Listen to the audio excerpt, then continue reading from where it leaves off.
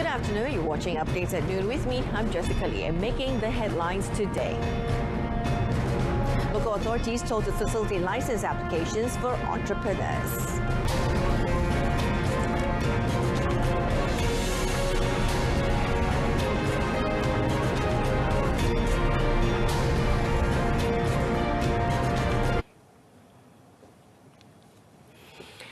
The Entrepreneur Development and Cooperatives Ministry, or MEDAC, has urged local authorities to facilitate entrepreneurs' business license application process. Its Minister Tan Sri Noor Omar said entrepreneurs are facing challenges due to limited trading sites and in their license applications, as well as lack of financing opportunities.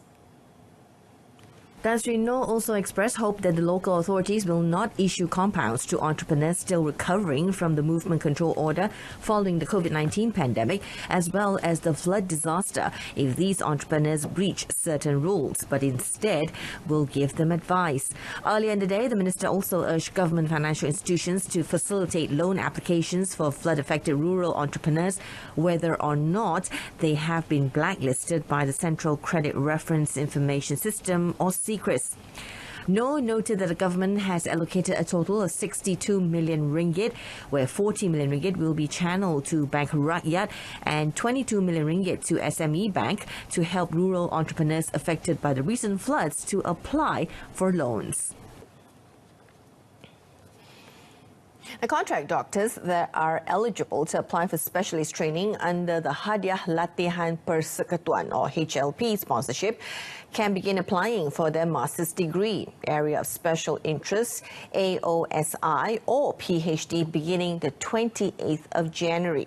Health Ministry Secretary General Dato' Muhammad Shafiq Abdullah said that the early announcement is to allow time for these doctors to prepare themselves accordingly for their applications to pursue their studies in fields these doctors want to immerse themselves in.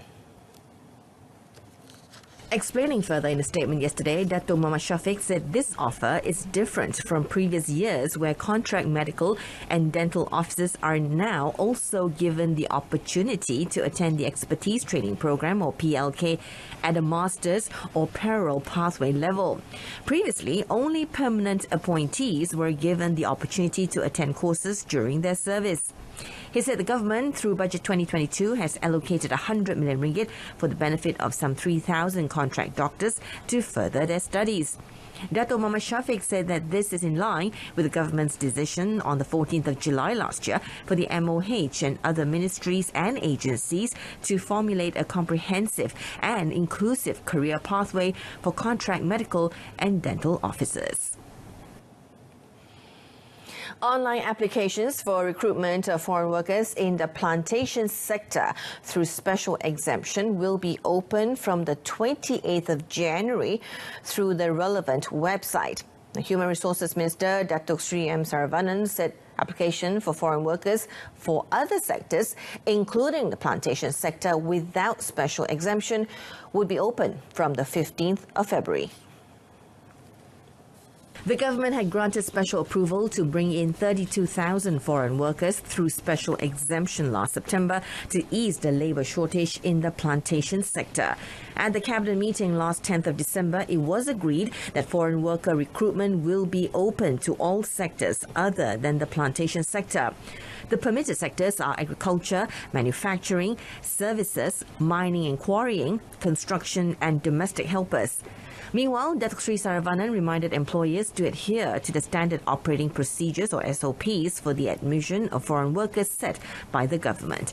He said the SOPs covered 4 phases, namely pre-release, on arrival, after arrival quarantine, and post-quarantine. He also said that all foreign workers are required to undergo quarantine for 7 days, during which they will be screened for COVID-19 twice, and the cost to be borne by the employer. The minister added that currently all quarantine centres, as well as hotels for quarantine purpose, were in the Klang Valley, and that they could accommodate 10,000 people at a time. In this regard, he said the ministry welcomed parties keen to offer facilities for use as quarantine centres. Now, some wholesalers and repackaging companies are selling subsidized used cooking oil to the biodiesel market for a lucrative profit due to the high price offered for used cooking oil.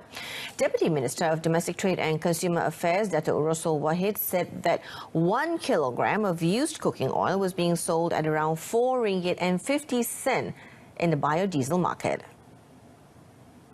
On the other hand, a 1 kilogram packet of subsidized cooking oil is only sold at RM2.50, which meant that these companies are believed to be making a lot of profit through this irresponsible action. Dato' Rasul said this latest tactic was detected by KPD and HEP officers who went down to the ground to investigate following the current shortage of subsidized cooking oil in Perak, Pulau Pinang, Selangor and Negeri Sembilan, and detailed investigations are being carried out.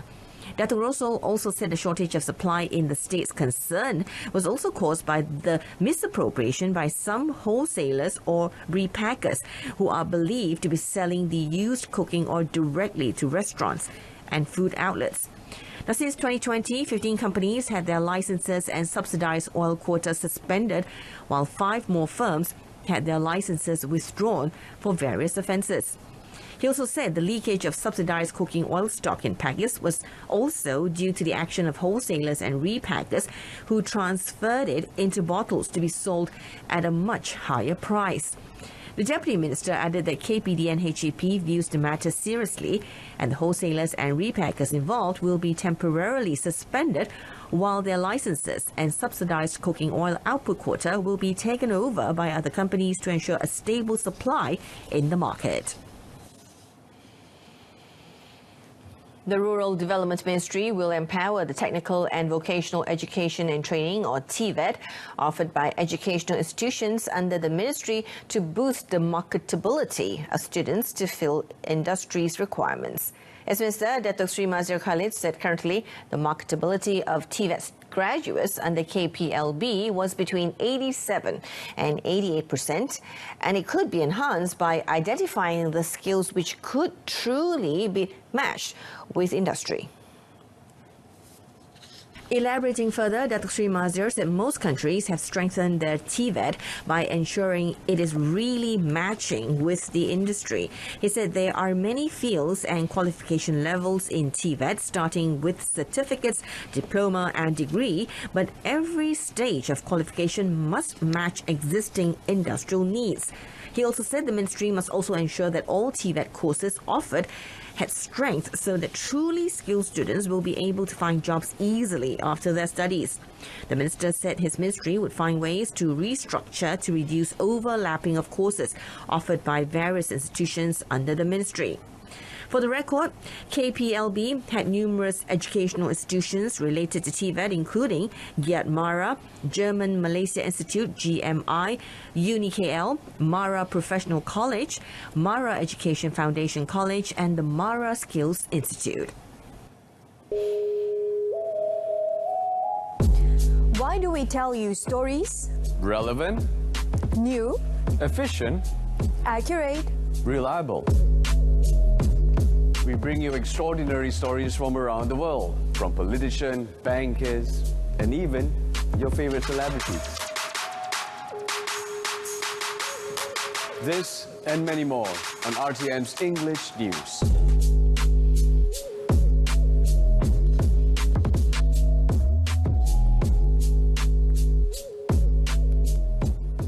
Now, the decision on the candidate to replace Tan Cheng Ho as the head coach of the Harimau Malaya is expected to be made after receiving a report from the national team's independent investigation body.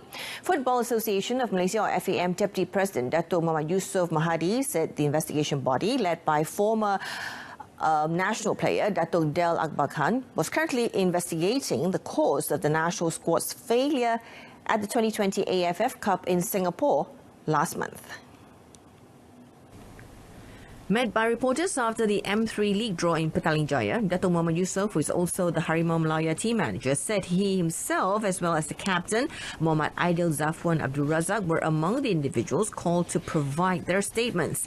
Commenting further, Datuk Muhammad Yusof, several individuals had shown interest in the position and that he believed that FAM President Datuk Hamidin Muhammad Amin was also in the process of identifying a suitable candidate. He said FAM would look into all possibilities as there were some quarters who felt that a local coach would be more suitable due to the short period of time until the 2023 Asian Cup qualifiers in June, while some opined that a foreign coach was better in terms of ensuring a more structured long-term plan. When asked about the fate of the coaching staff that served under Cheng Ho, Datuk Muhammad Yusof said FAM would allow the new head coach to decide on whether to continue using the services of the existing lineup or appoint his own coaching team. Malaysia failed to advance to the semi-finals in Singapore as they finished third in Group B. The target was to reach the finals. The Cheng Ho later resigned, taking responsibility for the unsatisfactory performance of the team.